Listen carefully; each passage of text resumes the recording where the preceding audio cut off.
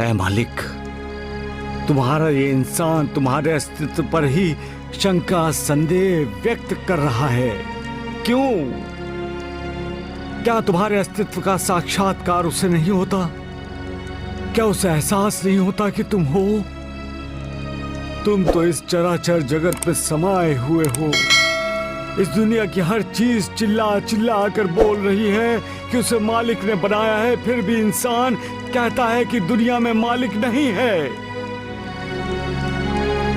जब पेड़ पौधों की डालियों पर फूल निकलता है तो उसमें हमें तुम्हारे दर्शन होते हैं और हम जान जाते हैं कि मालिक है। फिर भी तुम्हारा इंसान कहता है कि दुनिया में मालिक नहीं है। क्या उसे भयंकर आंधी तूफान में तुम्हारे दर्शन नहीं किए? क्या उसे बारिश की बूंदाबांदी में तुम्हारी कृपा की वर्षा का अनुभव नहीं हुआ? क्या सूर्योदय और सूर्यास्त में उसने तुम्हारे जन्म मृत्यु का संकेत नहीं जाना?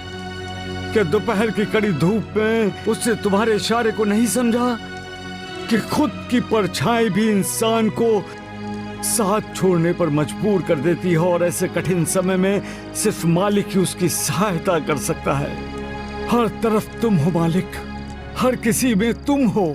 इस चराचर जगत के मालिक हो तुम, हम सबके उद्धारक हो तुम रहम दिल हो मालिक।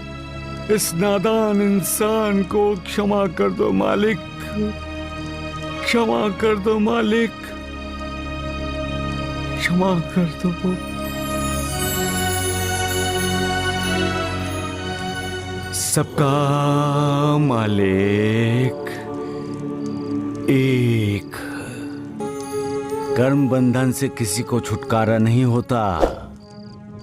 इंसान जो कर्म करता है उसका अच्छा या बुरा, उसका कर्म फल तो उसे भुगतना ही पड़ता है।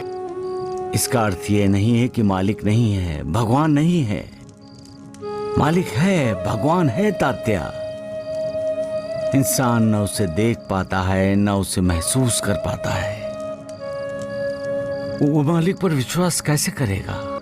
और उसका दुख, उसकी पीड़ा दूर नहीं हो रही है, इसलिए वो मालिक पर उंगली उठा रहा है, मालिक को दोष दे रहा है और कह रहा है कि दुनिया में मालिक है ही नहीं।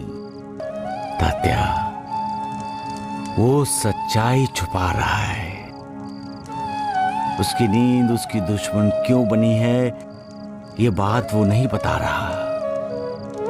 वो अपने बारे में खामोश है। इंसान के किए हुए अपराधों के, गुनाहों के भूत जब उसके मन में तूफान मचाने लगते हैं, तब डर की वजह से इंसान की नींद उड़ जाती है तात्या। इंसान तब चैन की नींद नहीं सो पाता जब वो कोई बुरा कर्म करता है या पाप करता है। इसलिए हमेशा अच्छे कर्म करते रहना चाहिए।